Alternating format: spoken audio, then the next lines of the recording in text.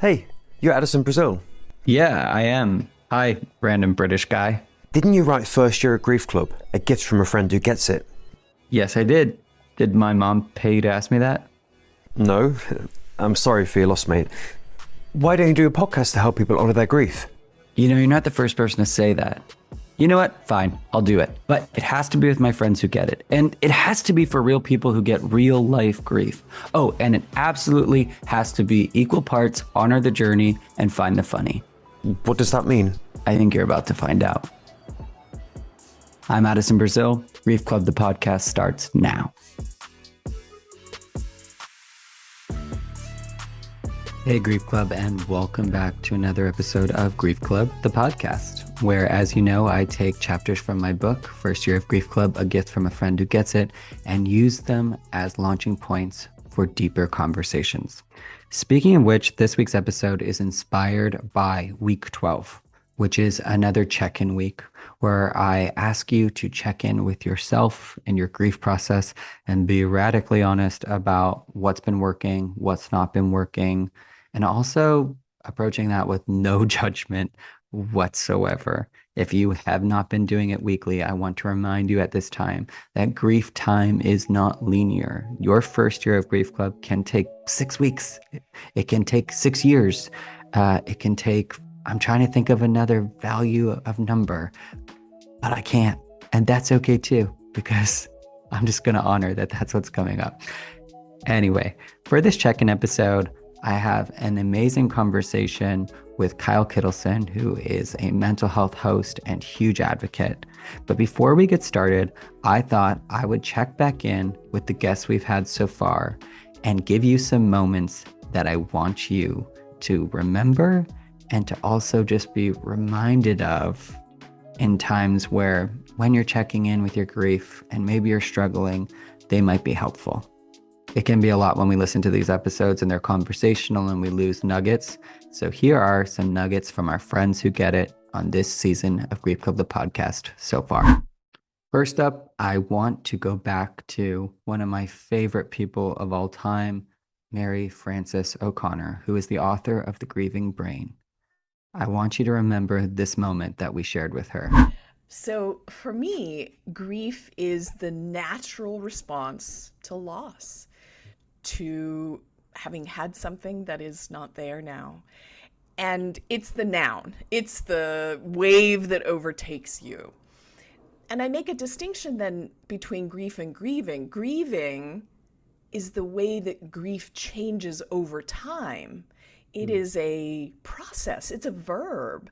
And so the first time you experience grief, it may feel unbearable. You may think, I'm not even going to get through this moment.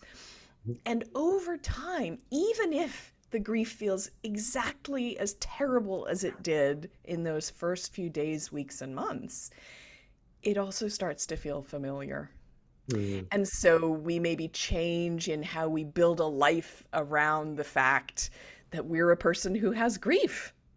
And that's, I think, an important distinction. You're going to feel grief forever because that's the natural response to loss. Just because you feel grief years later doesn't mean there was anything wrong with your grieving. It's still different. You've learned something and you're still going to have grief. I don't know about you, but I could listen to Mary Frances O'Connor talk all day. She just makes it all make sense. Speaking of people who get it, let's hop now to my conversation with Ashley Olivia Nelson, the founder of Learning About Grief. So I'm always looking for the little nuances or the ways that we can express things like, okay, you say that you're angry, but what is it? Is it frustration? Is it stress? Is it rage? Is it confusion? Is it sadness? Is it depressed? I'm always looking to really get specific in naming the emotion. So that was part of the process because sometimes we feel like, oh, I'm depressed because I'm so sad because grief is really heavy. And sometimes it goes beyond that. Sometimes we have a lot of griefy moments, as we like to say, and sometimes we just can't describe grief other than to say that it's griefy. And you go, oh, okay, I know exactly what you're saying. That's it. So my process was really to allow myself to feel the emotions I was experiencing in a way that felt manageable. This is actually really fun to go back and check in with these people, even when they don't know we're checking in with them. That's the beauty of a podcast, right? We can always hop back. Let's hop now to my bromance of all bromances, the guy who helps me get through still to this day, Jason Henderson, who we talked to about the inner child and grief, and maybe how I would begin to communicate with my inner child and integrate with that. Yeah. I think I speak from experience with my own kid as well, because he's now 5 years old. Declan, shout out to Declan. So I speak from experience with him. He's not at a stage that he wants to know why about everything, but he wants to know what. So he wants to know what happened. And so how can I, in a very gently and compassionately way, approach him from that perspective without trying to use my big words and everything that I've learned in the interim, but just delve down to his level. What would he be able to understand at that age? Remember sleep? Yeah, remember that old thing, sleep? We're supposed to do it every night. Let's check back in on what we learned about sleep with Dr. Michael Breus, the sleep doctor. So what we're talking about are these things called chronotypes. Now, you might not have heard of the term, but you've actually heard of the concept. If you've ever been called an early bird or a night owl, those are chronotypes. Turns out those are genetic, and they actually tell us our predetermined sleep schedule. And so many people have no idea what their chronotype is. They think, oh, I want to be an early bird, so I'm going to wake up early. It doesn't work that way. This is genetic. And I created a quiz online, so that's what Addie's talking about. So if you go to chronoquiz.com, you can actually, it takes 2 minutes, you can actually learn what your chronotype is. And I then give you the information completely for free about when is the best time of day to have sex, eat a cheeseburger, drink caffeine, alcohol, go to sleep, be creative, talk to your kids. It's all based on hormones, and we've got real unbelievable science in the book. And I would argue that chronotypes can absolutely positively be something that we can learn from during the grieving process to actually help us understand more about ourselves and our grieving process, as well as our sleep. Let's hop now to our episode on movement with my buddy Jared. I think there's a lot of things happening for somebody, and depending on their past, their history, where they came from, it'll be a little bit different. The first thing that comes to me is, like, if you've ever been in a cold plunge or in a cold bath, you get into that that bath, and at first there's these hyperventilations as your body tries to regulate, because our body's always trying to find this balance. And I noticed at one point that, like, if I'm in really cold water and I don't move, nothing I try to stay in that. And the moment you move, you feel like the extra coldness and all the sensations. And I think it just depends on where a person's at, whether they need to shake that up or they need to sit still. But if you look at how humans and how we are the way we are and how we created our brain, and we're designed to move. There's no way about it. Like, we are designed to move. And I think it's something that calms and meditates us is by walking. I think just gentle walking is a place. And there's accounts in the military where when men or women are going through emotional stress and trauma, they march them. And I have friends who were construction workers who, when they would go through stuff, their dads would just make them dig ditches, because the focus on something else, moving your body, this repetitive motion, actually calms and soothes us in a way. Next, let's check back in with Jenifer Merifield, my mastery coach, my mentor, the woman behind the man of so much of my resilience journey and my coaching journey. I just love this clip so much. And I would say it's a lot of that discomfort is because it's not familiar. And so looking back to the familiar, the comfort zone, maybe even we could say, is like that safety.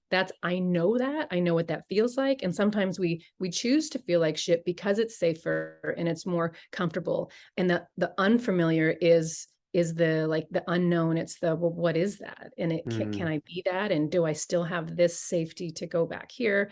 And so choosing both, I guess, is what I would get to, is allow ourselves to go back to that familiar comfort place, but not letting go of the new, the unfamiliar, because the unfamiliar will soon be something that is, you know, normal and comfortable and within the new comfort zone, and the okay, good place to be.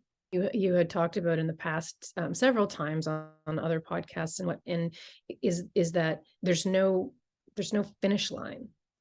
Like, it's not something that you're arriving to, oh, I'm done with grief. Oh, okay, yay, I did it. I did all the steps. And like, you can have a day, a week, a month, a year where it's like, F this, I'm not going to do the process. I'm going to just feel sorry for myself and grieve hard in all the ugly ways that, you know, aren't so eloquent. And yeah, do it as much time as you want, you know, and just knowing that, hop back on the stuff that serves you more whenever you want, because that's the humanness about us, is there's no supposed to, no only way. Like, your book is a brilliant guide to, you know, jump ahead a little bit, jump back a little bit, move around. Like, you can have this with you, even though it's a set amount of time, like loosely, like my dad died 17 years ago, and I'm flipping through this going, oh, I like this right now.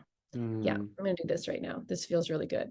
And like you said, it's been many years and you're still having these realizations and these little light bulb moments, which also goes into the not taking it personally if we don't receive the kind of support that we're hoping and wishing for and expecting without verbalizing, you know, is to just to remember, you know, the people's, like, when someone dies, it feels like the world stops. It feels like life stops, but everyone else's life is still going and still, you know, and there's, and it's taking it all in. It's very overwhelming in so many ways. And so, yeah, there's going to be moments where, you know, we don't necessarily behave all that well and we forget about other people's feelings at the same time. And, but you know, in those moments where we do is where we get to get clear on what do we want, what support would feel good.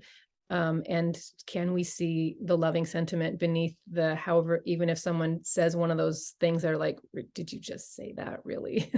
Just knowing, like, okay, they didn't know what else to say, or they thought that's what they should say or supposed to say. And, you know, take the high road and move past that.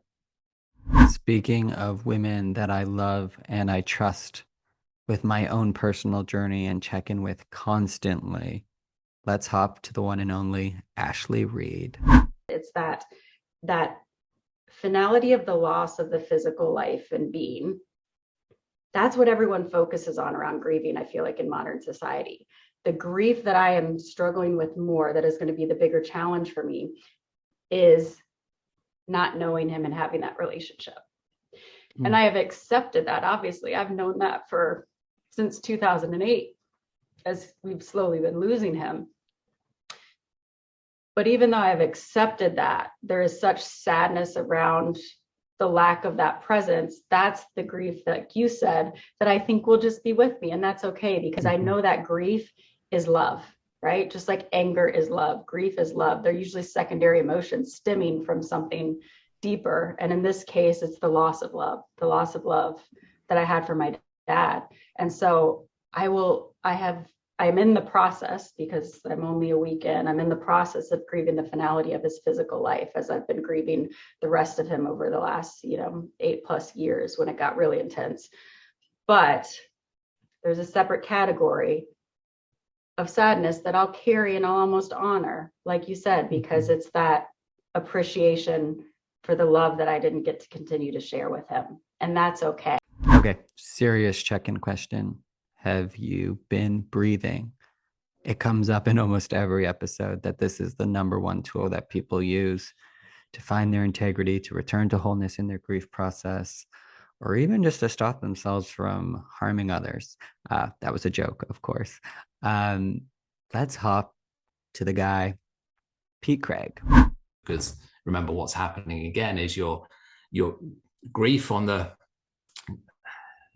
kind of like scale. If you think of kind of feel good hormones and everything, and feel good emotions on the right hand side, and then in the top left hand corner, imagine things like hate and all the nasty stuff. But then in the bottom, there's things like guilt and grief in the bottom left hand corner. that flip side, that left-hand side, if you're imagining in a graph, all of those emotions trigger stress, a stress response, which releases cortisol into the body.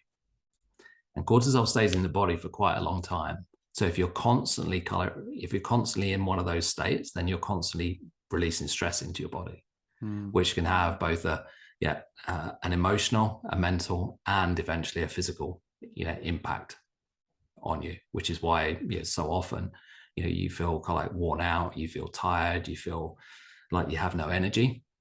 It's because you're in those states. So the process, again, that we're going to talk about brings you back into, what we call coherence, and back into a state where you're actually, generating feel-good hormones rather than, cortisol.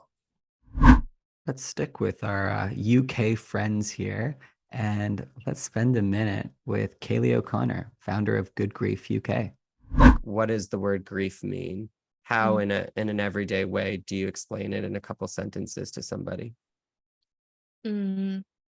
Grief is just, and it's a quote that you always see time and time again because it's so true, is grief is all of that love that you want to give to that person, that thing that you've lost, and you can't physically do it. And I feel like it's just immense ultimate heartbreak.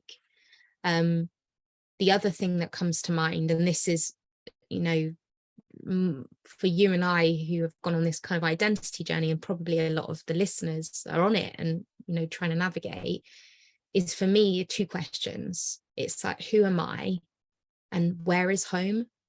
Because often that person was home. It is home in so many ways. And there's this homesickness that comes out of all of this, that it's like, I don't know, I don't have a compass anymore, I don't know how to navigate this. And we're in that dark night, like you said, just trying to find the first foot forward. And that for me lasted a long time, like more than anybody could tell me. It's not in the phases of grief or anything like that. It was just this thing I realized I was in, and then I was like, oh, okay, this requires, some love. All right, guys, what are you rebelling for? We got to talk to our rebel soul, Shelley Paxton. So I have some right here. I personally take orange Post-it notes because orange is my favorite color. It's all around me if you're watching the video of this. And I ask myself a question in the morning, and you can do this multiple times a day, but I, at a bare minimum, start my morning with what I call permission slip. So I think about each one of these Post-its as a permission slip I'm writing to myself. And so I'm asking myself the question, what do I need to do, not do, or allow myself to feel in order to show up as my most badass, powerful self today? And I hadn't really made the connection until you and I started talking about this episode. I thought, wow, that was giving myself permission and therefore giving myself grace to experience and feel whatever I was feeling, or give myself permission to say, you know what, I'm just not up to that today. I'm not ready for that meeting. That social engagement, I feel drained. I feel down. I feel like being in my bed at 9:30 in the morning, or maybe in my bed at 8:30 or 5:30 in the evening. I feel it's really a check-in point. So this is another way of doing a check-in, to use your language, to say, I've checked in. I love this practice after your check-in. Do the mental, physical, emotional check-in, and then say, based on what just came up, what do I need to give myself permission for today to do, not do, or feel? And I found these beautiful, and I do it on Post-it notes because I literally stick them up in my workspace or on my refrigerator or highly trafficked areas, wherever. Maybe sometimes they need to be on my bathroom mirror, whatever it is, so that I remind myself. It's also a powerful tool if you're going into a big meeting or something that is going to take a lot of your energy, a lot of your presence. What do you need to do, not do, or allow yourself to feel in order to show up? Next up, I want to remind you that we cannot choose all of life's adventure, but we can still choose adventure. Let's go back to this clip with Charlotte Fowles, the executive adventurer. What are some of like the telltales of like, okay, that's your inner critic, that's not you, that's programming? The critic will use generalizations, sweeping statements, things that are not specific, and it's only ever negative. Intuition is not always negative. It's also this critical thought, but that's based on facts and evidence. And the critic doesn't usually work there. Or it takes one incident that happened 20 years ago and it replays it and it just looks for other things to see that is evidence of that. Yeah, which of course it isn't, but that's where the difference is. Again, the book has some really incredible exercises around it, but there's sort of examples of there's these generalizations. There's the sweeping term. Oh, you're not good enough. No one's going to listen to you, like without any follow up. And an important thing to know is that it's pointless to argue with it because we lose, because it gets really strong. And you mentioned in grief, we're quite low at that time, and it's when you're low, it probably will be louder. So that awareness of yourself and how checking in is so good, because when it gets a bit loud or you're tired or you're sad, it's easy for it to then, because you haven't got the resilience, for it to be working with it. The important thing, another great not just awareness, is acknowledging it. And I like to say it's like I've said, it's not actually part of you, but it is part of a system within you that is trying to keep you safe. It just sounds like an asshole. Like that's the problem. It's not like a nice parent looking after you and like, oh, be careful. It's like, no, stop that. You're shit and it's not going to work. And it's going to fail, and you're going to be rubbish, like you always are, like any of that sort of thing, which clearly is not critical thought of, oh, have you thought about some of the outcomes, which one's best, maybe which way you can go? Like, it's not a critical friend voice, but it is trying to keep us safe. So I think in a very perverse way, that's where a lot of our stuff comes from, right? It's we learned something when we were young, and then it's like become something else, but essentially it all came from a learning experience where we needed to learn a rule or belief or how the world is in order to stay safe.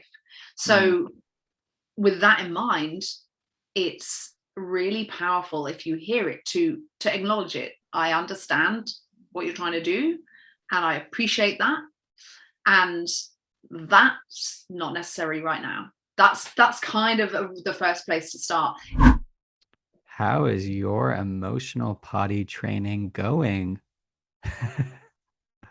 This episode was so much fun, and I just want to drop this little nugget, if you will, from the one and only Rachel Kaplan.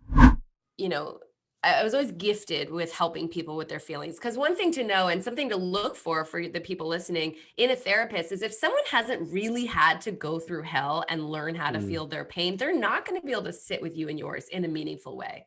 They might be able to moan empathically and look like they're doing a great job, for sure.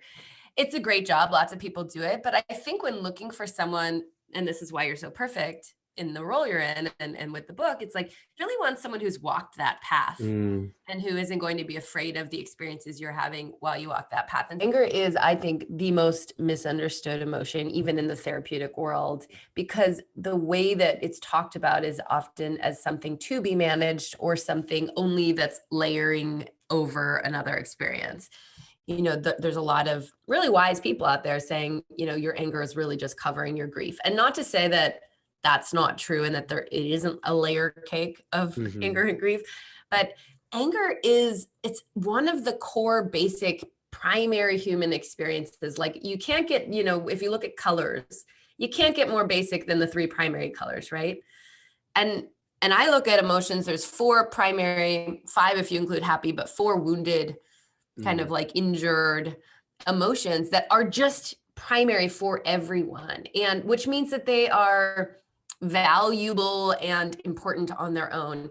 And part of the way that my mentor, who really helped me the most, helped me understand the emotions is looking at them as elements. And in his world experience that the emotions are actually built of elements, like like, you know, and elements being water, earth, air, fire. So do you want to guess what would correlate to anger? Fire for 800. And look, I'm wearing a red shirt for it. Absolutely. So what's cool about looking at anger as fire is it helps us look at how do we relate to fire? Is fire bad? Is fire bad? Now we know fire is destructive. We know fire can take out your house, can take out a forest, can ruin your life, right? You know, but we relate to it, and we relate to it with care. So if we're cooking on fire, we're going to be aware of the heat. We're going to be careful with our hands. If we're making a fire in our home or in the wild, we're going to contain it. We're going to have a fireplace or a fire pit, right? So that we don't destroy things. And similarly, you know, anger is a really important emotion that helps us process and digest, that helps us transform. And that's what fire does. It transforms, right? It takes one thing, it destroys it, it turns it into something else, you know, whether it's cooking food or burning wood and making it smoke or whatever, you know. I think it, you know, it fuels cars, fire. Yeah, you know, I love this analogy. Yeah, no, it's really hitting home.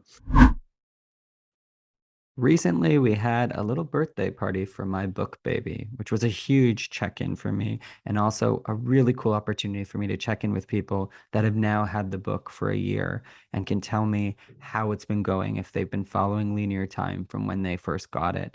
It's a really cool thing. I'm really loving everything I'm hearing so far. Here's a clip from our first year birthday party with Book Alchemist, my book coach, my lady who made sure that I have a book, Patty M. Hall.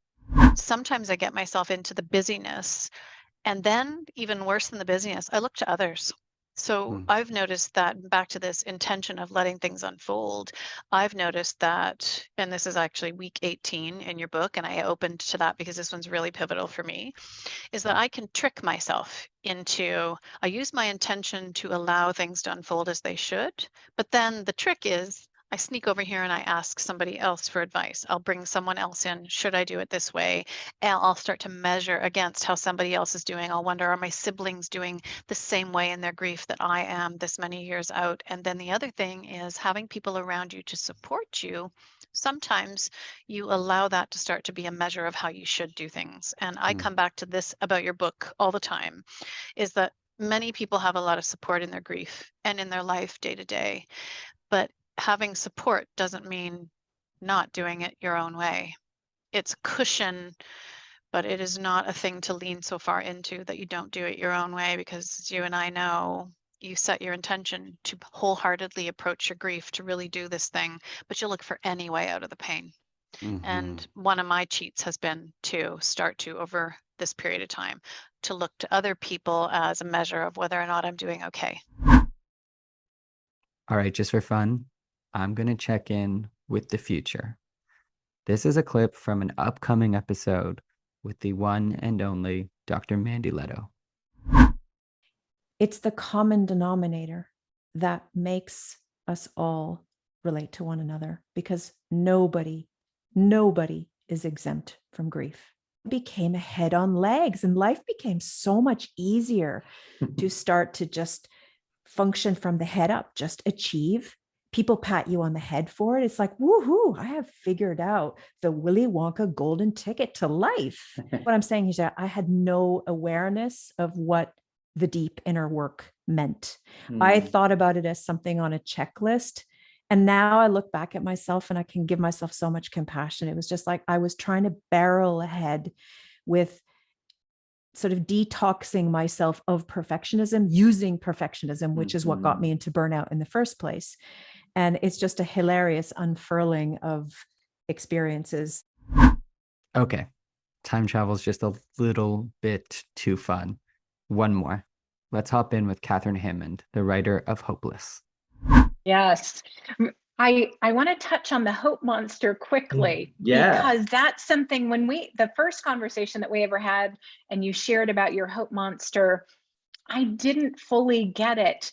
And the more I think the closer I came to finishing my book, the more I understood that it is exactly the same thing. And what a beautiful picture to have, that picture of simply needing to nourish your hope monster and knowing that the wellspring is always there. There is always nourishment available. Your hope monster doesn't have to go hungry.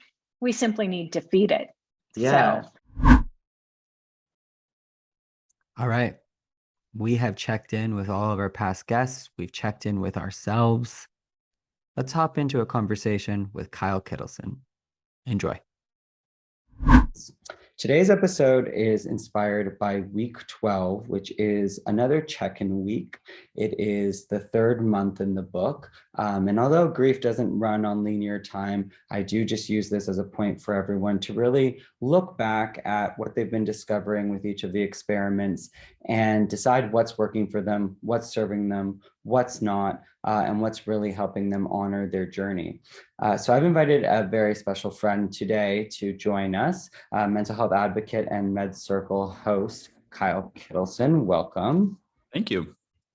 So one thing I always like to do, there's emotional fitness check-ins throughout the book, and you know I'm a big fan of this. So if you'd be willing, I'd love to just start by checking in with you. And both just take a deep breath. And to start, in one word, how are you feeling right now physically? Does content count as a physical word? Any word you want. I feel good. I'm not thirsty. I'm not too tired. I'm sitting down. It's almost like it's one word. I'm going to say floaty. In one word, how are you feeling mentally? Well, I'll just use the word good. I do feel good today. Yeah. I'm going to go with excited. And in one word, how are you feeling emotionally? I feel drained emotionally. Yeah, I'll go with heavy. Definitely feeling that. Yeah, so just always nice to know where we're starting from, and always interesting to see where we end after a connected conversation. So obviously Grief Club is all about honoring the journey. So I always like to start with our guests and giving them a chance to honor their journey openly. So anything you'd like to share to help us get to know you, if you want to share how grief has touched your life at all, you're welcome to do that too. But just a few minutes for us to just get to know you. Well, as it relates to grief, I experienced the biggest loss of my life when I was 16, when my mom died. She battled cancer for many years and then died.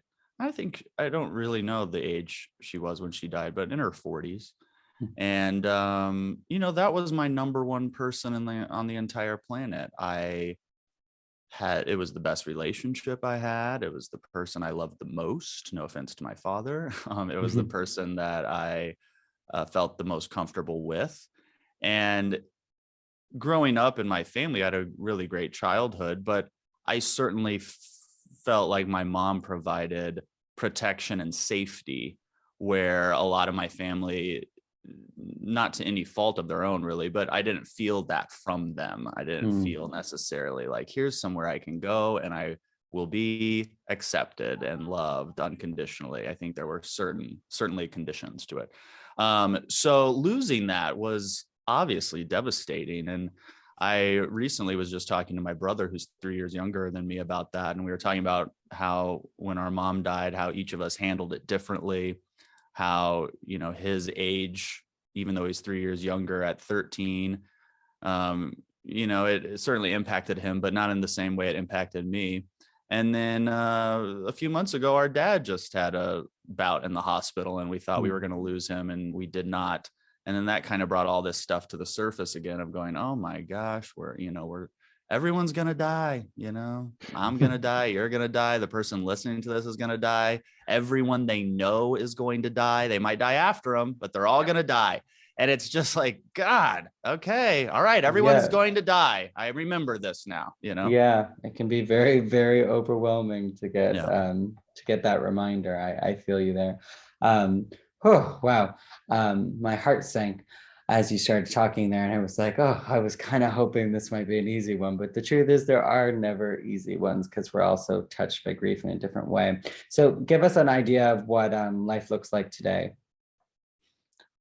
Well, as it relates to my processing of grief, is that what you mean? What you're up to, what? Well, I run a company called MedCircle. It's a mental health education company. It's how Addison and I first connected, actually. And we offer mental health education through videos, a video streaming service, and live weekly classes with our doctors, who are mostly psychologists and psychiatrists. It's been a really fabulous education for me selfishly and personally, because I never thought about getting educated on mental health. I never thought, oh, I should go do that. I was diagnosed with depression when I was 9, right? My mom died when I was 16. I grew up as a gay kid trying to pretend he was straight. I certainly have many mental health things that I could go learn about, but I never did. I just didn't even think about it. I was diagnosed with Crohn's disease when I was 18, and I immediately started learning about what that was, but I never learned about my own mental health until MedCircle. And when I hear the phrase mental health now, I don't even think mental health. I think about life. I think about self-awareness. I think about relationships. I mean, when mental health is life. So really, it's, do you want to learn about life? Is there value in you learning about why you do the things you do, why you feel the way you feel, why you think the way you think, why you have the relationships you have, why you seemingly get into the same relationship over and over again, why you still have that same argument with your mother-in-law for the last 8 years, why you just can't seem to connect with your boss at work, or why your husband just won't do that thing you said. All of these questions are based in mental health and psychology. And so this type of education, if you believe that knowledge is power, then a mental health education is life power. And it's a really fun, fabulous thing that I am privileged to work on, and certainly relates back to this topic of grief, like you alluded to at the top of this interview. We've all experienced it. And you can't even really compare the grief that I've experienced to the grief that you've experienced, because it's all different. Someone might lose a hamster and grieve more and longer than me losing my mom. And Kyle, 10 years ago would have rolled his eyes and been like, get over it. And now I would go, okay, well, I can't relate to that, but that's your life. That's your experience. And if this hamster represented something incredible to you and it's gone, yeah, grieve it, baby, grieve away. Of course. All of our grief is so, it's so less about the thing that happened and so more about the person it happened to. And I'm a big believer that, grief doesn't go anywhere. It's just how you honor it in the long run, because we're always in some way reacting to the loss, or that's no longer there. Yeah, welcome to your new life. Meaningful. Exactly. Yeah. The everyday honoring. So what is your, if someone walked up to you on the street and asked you to define grief for you, how would you define it? What in just your own language? Oh man, I think grief is the body and brain's way of managing a traumatic event. It's some of the times that I felt the best is after I've cried really hard. Sometimes even screaming because I'm so angry and I feel so, it feels so unfair that this happened to me. And part of that grieving process, even though that's maybe not the right word, but part of the grief experience for me is yelling and screaming every now and then. And look, I don't do it every day. I don't hurt anybody. I don't scream at anybody. It's just me. And I think it is a healthy expression of my frustration, or it was a healthy expression of my frustration. But that's the body is trying to protect itself. The body is trying to take care of itself. And we have all of these feelings and emotions related to what happens to us, or things that we experience. And grief is the way we process them. So there are healthy, and look, I'm not a doctor. This is just my experience. There are healthy ways and unhealthy ways and long-term ways and short-term ways. Up in it and go in that way.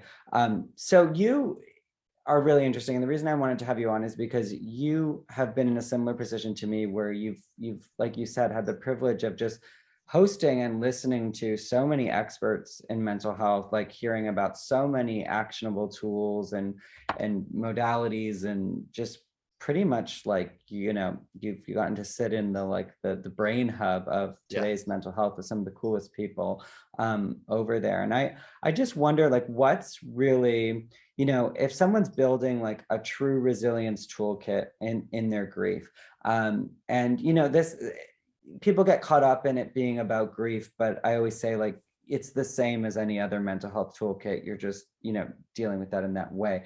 But what are some of the things that really stick out to you from your experiences that are like just practical tools that maybe you use like every day, like a certain type of breath work, or like things that have just really stuck with you? Is there anything that comes to mind? Well, yeah, there's three things. One is leading with empathy, not just towards other people, but towards yourself. I think we're quick to judge ourselves for not grieving fast enough, or for still having thoughts consume our mind maybe a decade later, you know, or in my case, 2 decades later. And so, oops, sorry, telemarketer called. There, that causes me some grief. Let me do not disturb here. So I think leading with empathy towards others and yourself, number one. Number two, look, everyone says mindfulness and meditation, blah, blah, blah. I hear it all the time.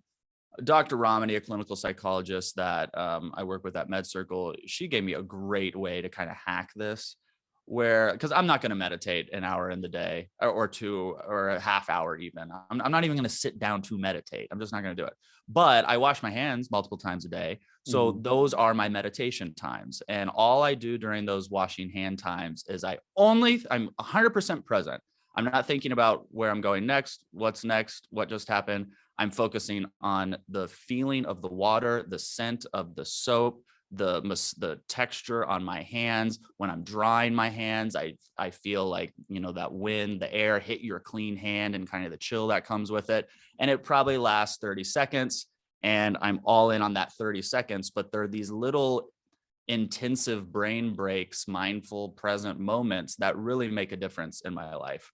And then the third thing came from a type of therapy called acceptance and commitment therapy. It's probably one of my favorite therapies. It has an intersection of certainly evidence-based therapy and treatments. It's based from cognitive behavioral therapy, but it also pulls from Eastern philosophy, which I think is really important. And there are many components to ACT, or acceptance and commitment therapy, but one is it's based on you are not your thoughts. You are not your thoughts. So when you're having all those thoughts during the day, like, why couldn't I have more time with my mom? Or why did this person take their own life? Or what could I have done better that was this? Or this is all my fault, or my life will never be the same. Lead with empathy yourself. And then remember, these are just thoughts. That these didn't happen. These aren't facts. No one's saying this is how it's going to be. Most of our thoughts during the day aren't even true, I don't think, because we're just having so many of them. And so it's like, you know, I could think of all the thoughts you've had, Addison, during this podcast. Maybe you're like, did Kyle fix his hair? Maybe he doesn't know we're videotaping me. Oh, Kyle's talking a lot. Maybe he's rushing and doesn't want to be here. Whatever these thoughts you have, they're not true. They're just thoughts that you're having in your brain. So all we have to do is go, oh, there's that thought. And now move on to the next one.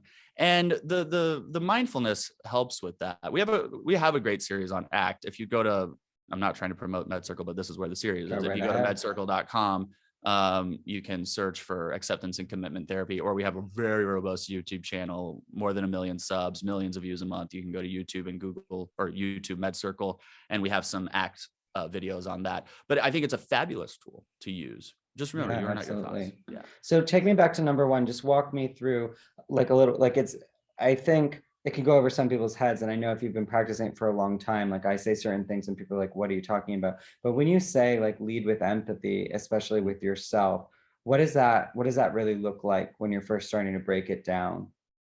Well, I think to lead with empathy for yourself, most people can get there how I got there with the help of Dr. Ramani, actually, is practicing empathy towards others. I am naturally a very closed off person, especially if I'm going through grief or some traumatic event. Don't talk to me, don't touch me, don't ask me how I'm doing. Terrible. I'm doing terrible. Don't ask, leave me alone.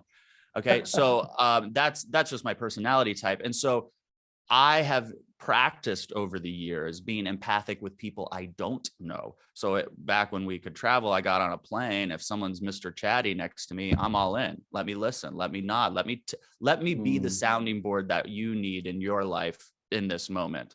Where before I'd say, yeah, I'm going to listen to Addison's podcast. Leave me alone. You know. So leading with empathy with others practices that skill set. If you're already good at being empathic, which a lot of people are, I was not. I had to learn that. Then you can start to reflect that on yourself. I find it more difficult because you're also the person responding to your own empathy. This is where ACT comes in. There's a lot more than just You Are Not Your Thoughts. Go watch the ACT series, but you're also the person responding to your empathy. And who is a bigger criticizer of oneself than oneself? Right. Nobody judges me more than me, right? Like, I judge. Every day I go to bed, like, did I have a good day? Did I do everything I needed to do? Like, it's just awful, right? So I'm constantly judging myself. Well, what if I treated me like I now treat the stranger on the plane, which I lead with empathy? Kyle, your dad just went through this whole thing in the hospital. You're dealing with Crohn's disease. You're working a ton. You're picking up this, you're doing that. How about a little compassion for everything you're going through? And in spite of the long to-do list and these traumatic events, you're still showing up and executing and getting this done. Be your biggest fan. You think how you talk to your best friend. At least with me, I talk to my best friend like they are the king of the world. I'm like, you can do it. You're the best. No way. You're better than everyone. You're the king. I'm like a president of their fan club. Be the president of your own fan club, especially during those moments of grief when you're struggling. And that doesn't mean, oh, good job today, Kyle. I know your mom died, but you woke up the next day and you went for a run. Good job. It can be, I know your mom died yesterday, and now you're going to wake up today and you're just going to cry in bed and order, fast food. Supporting. And good for you. Yeah. And good for you. Because I would tell my best friend, good, take the time. And I think that the best friend reframe, I really like that, because whenever I think about it as somebody else, that's when the switch is really powerful for me. Like I have a feeling that we have similar sense of humor, with the self-talk, it can get almost sarcastic with the self-love sometimes.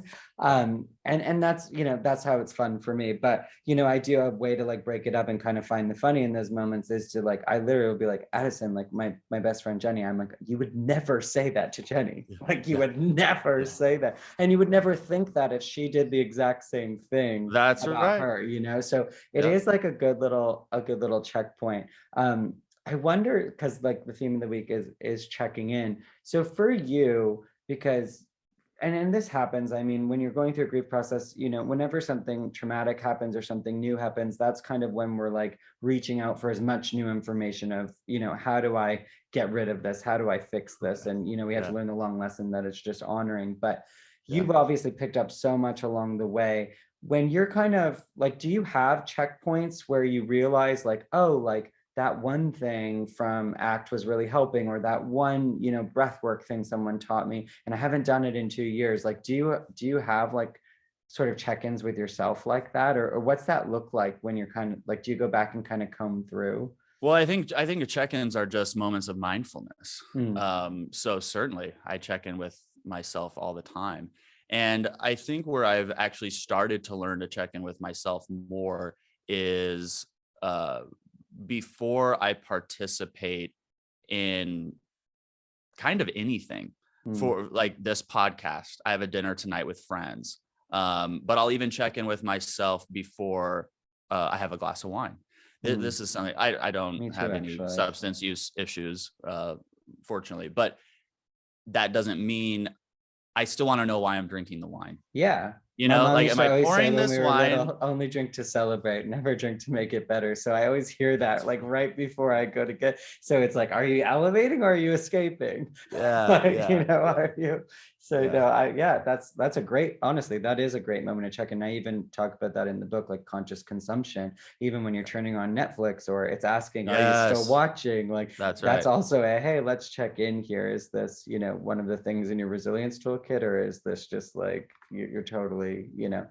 consuming at this level now?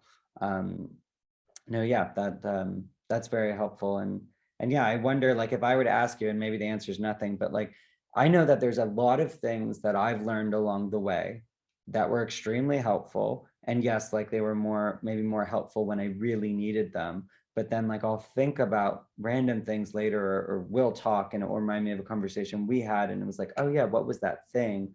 Do you have something that you're like, that you've totally abandoned, but was totally working for you? Like, does that? Well, what worked for me early on, you're talking about in grief still, right? And just in mental health and your own resilience, just kind of like well-being. Man, well, yeah, lots of things. Lots of things. I mean, one is I always feel better when my diet's on point. When I'm juicing and doing all that work, I feel better. But I get lazy and I don't want to do it anymore. And a Diet Coke also feels pretty good. So I fall into that trap pretty easily. But what I bring that up to illustrate, if that goes back to the conscious consumption, certainly I can veg and indulge myself. And I can even I don't judge myself for doing that as a way to cope with anything. Okay, go for it. But when I feel prepared to actually move through it, quote, get over it, worst thing you could probably ever say to anybody. But like when I've reached that point, that's when my conscious consumption kicks in again. And I go, well, now I'm going to be conscious of eating well. I want to give myself as many opportunities as I can to feel good in spite of this thing that's really negative. But, when my mom died, I still don't have any pictures of her in my house. If we were together and you were like, I want to see a picture of your mom, I'd go, well, I don't have any on my phone. Like I don't keep those around because they are, I don't like this word, but they're triggering for me. When I see them, I don't look at that as, oh, I love that woman. I look at it as, this sucks. She's not here. I don't get that. To me, it's like putting, I don't know, a picture of a really great beach house in your shack and going, wish I lived there. That would be nice. Some people call it visioning. Huh? So some people call it visioning.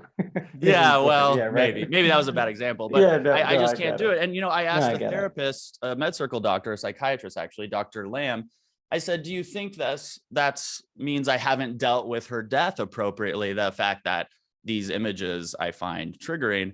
And she said, well, what do you think? And I said, well, I haven't dealt with it all these years. And she goes, probably not. But then I think she said, I might be making this up, but I think she said after that, yeah, but is it a problem for you? And that is a huge question that we need to ask ourselves. So often we feel like we should be living the way we hear other people live. They hear me do this hand wash thing on a podcast, and then someone goes, well, I'm going to do that. And then they try it and they think it's stupid, and then they don't do it anymore. And then they judge themselves. They're like, God, that guy who works at a mental health company does this, and I can't even do that. I can't even wash my hands and be mindful for 20 seconds. Well, yeah, but does that work for you? Right. Is it a problem for you? If it doesn't work for you, or it is a problem for you, that's okay too. Move on to the next thing. For me, I'm fine not having the images there. When I go to my dad's house, I see pictures of her. Every now and then, if somebody will text me or email me pictures of her. Right. On Christmas, stuff comes out and we see videos of her. I get what I need, but I don't need it in my face all the time. So while somebody might walk around and feel guilty for not having pictures up of this person that they loved more than anything, I look at it as, no, this is just what works for me. Yeah, and it's not a problem for me. And if someone hears that, goes, that's so sad that he would not have pictures of his own mother up in his house. Well, sweetie, that's a you issue, because this is my house and my grief and my dead mom, and this is the way I'm going to do it. So there are wrong ways to grieve, but if it's not, is it a problem for you? Is it working for you? Is it a problem for you? If the answer is no, don't do that. Is it working for you? And the answer is yes, then probably do that.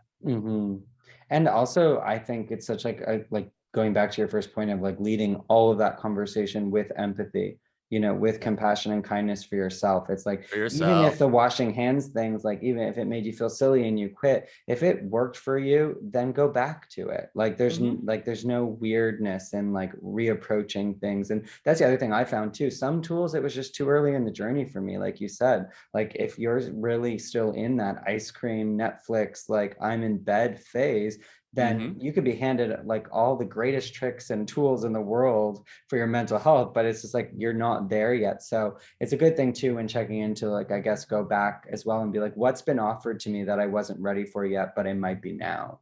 There's those things too, which is really great. I'm nervous to ask you this because we always end with circling into what we find funny and finding the funny, but I know that I think we have similar dark sense of humors.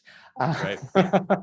But what does make you laugh, or is there something specific that comes to mind?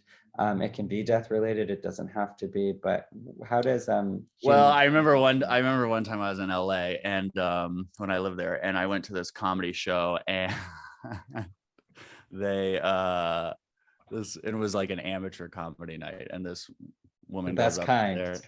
Yes. Oh, for sure. And I'm big supporter of the comedians out there. Good luck, guys. I can't do it. Me too, actually. And so she gets up there and she does this whole bit about her mom, and then at the end you learn her mom died. And it's this very like dark humor thing. I am crying laughing so hard. It's so funny. Okay. I thought she had the funniest joke of the whole evening out of all the comics.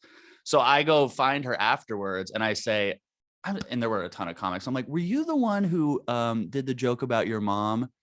And she looks at me like, yeah. And I go, oh, that was so funny.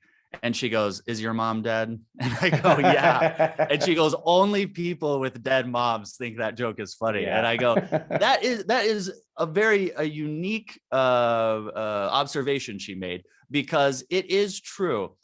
I will make a dead mom joke around my friends, which is so inappropriate if to do it with somebody else. Of course. But for me, it is this lighthearted relief. It is my ability to laugh at the one thing that has brought me so many tears. It puts a shining light on something that typically is so dark. And so I love it. I think it is a great coping mechanism. Me too. And I also, like, to your point, like this might be, my evil sense of humor, but like, there is a lot that is really not fun about my dead brother or my dead father. There's so much that's not fun about it. If it can be fun for me to joke and make you uncomfortable, it's kind of like I have that moment where I'm like, oh, you're uncomfortable. Yeah. Like, well, good, welcome. Yeah, welcome. It can be such like, it's such, you're so right though. It's such like a tuned in specific humor that like you always know right away. You're like, oh, have you lost a parent, or or like whatever it is. It's just, and it's something you never really understand until you get it. But I say this again and again, is like, death can be so funny if you let it be. I mean, there's just so much there. Well, and like we said at the top of this, it's all going to happen to all of us.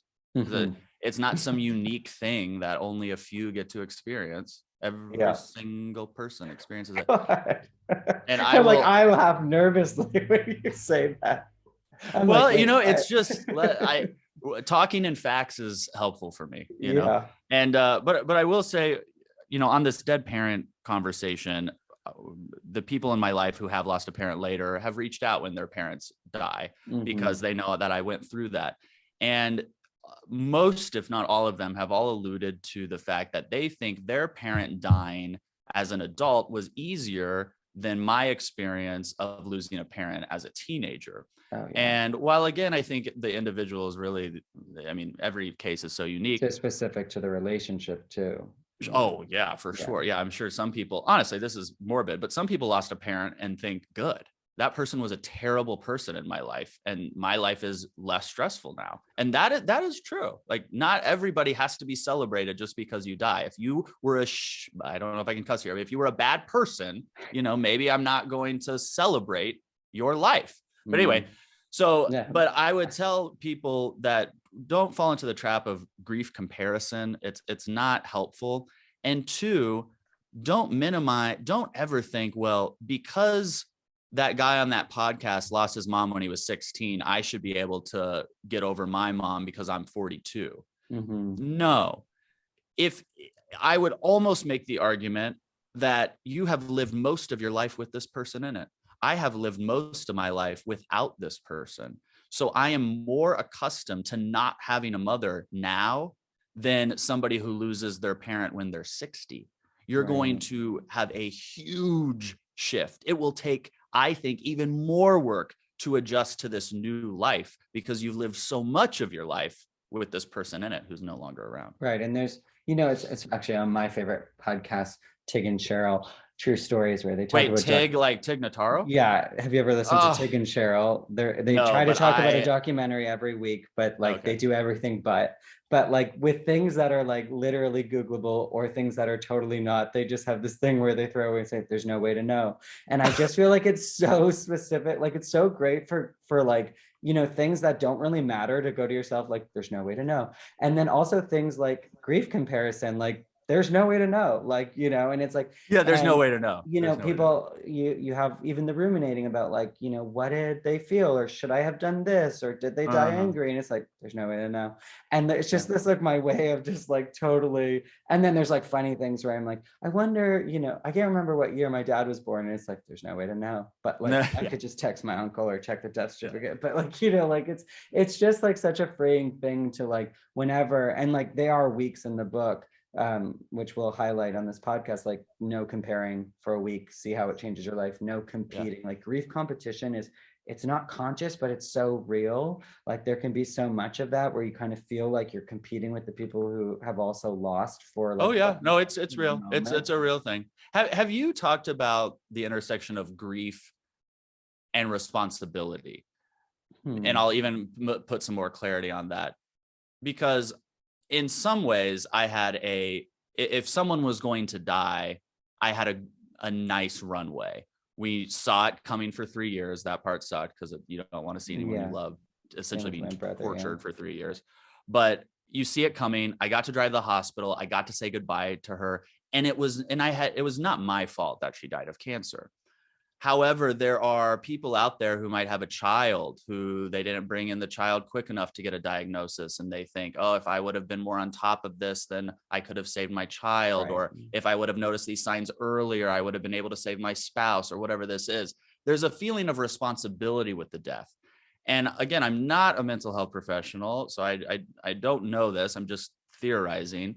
I would imagine that dealing with this perceived responsibility of someone dying is a separate part of grief, and at the same time, a part of the grief. It probably needs its own spotlight though, because absolutely. And it's something too, I think, at least for me, I can only, like, again, I'm not a professional in any way. And I kind of always say I'm in the arena, I'm not studying it.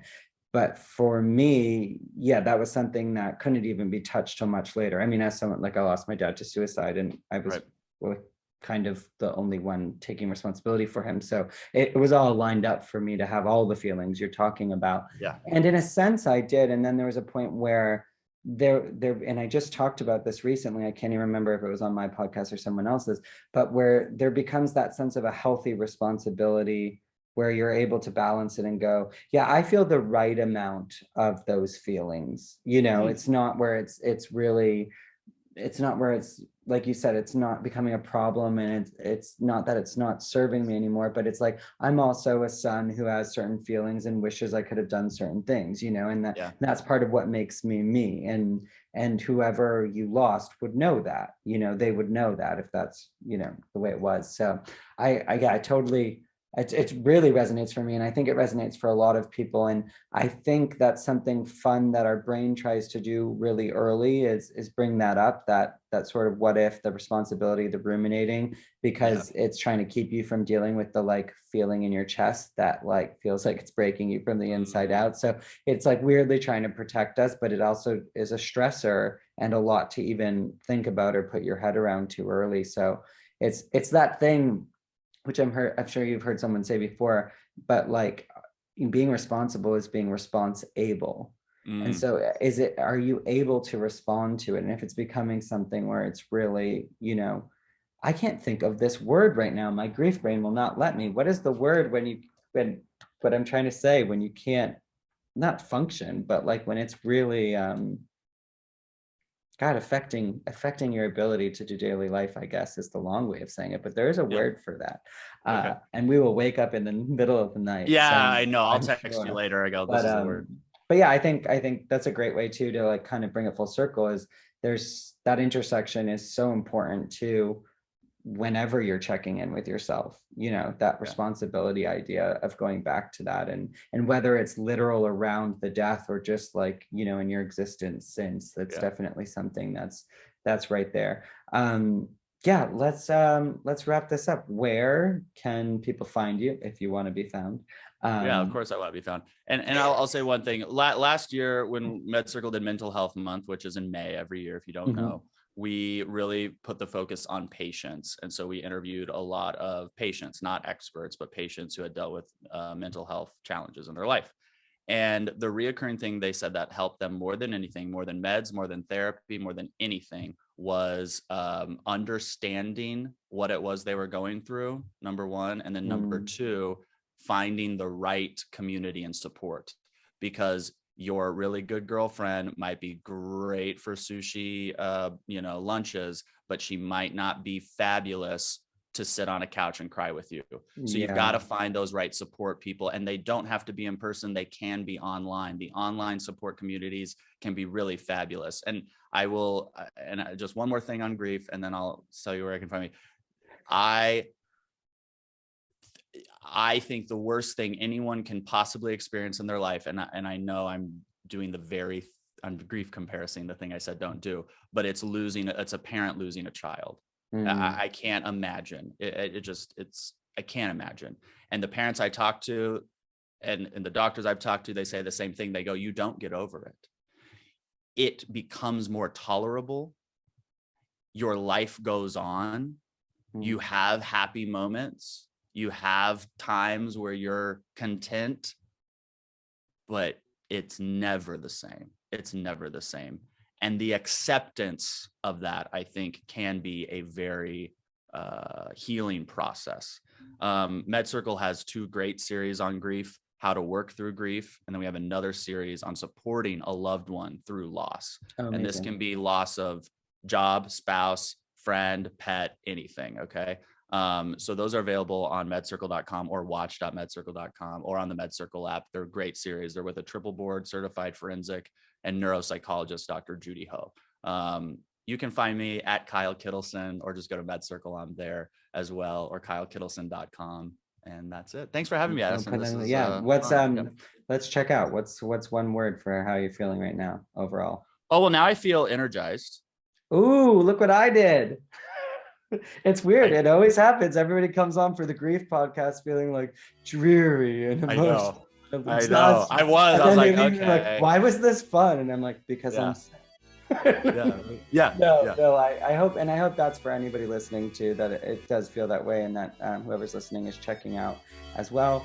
Thank you so much, Kyle. Thank you. Thank you. Well, Grief Club, that's the show. If you enjoyed it, please let us know by liking and leaving a review. This will help as many people who may need what we're talking about find it the fastest. Remember to honor the journey, and when that gets tough, find the funny.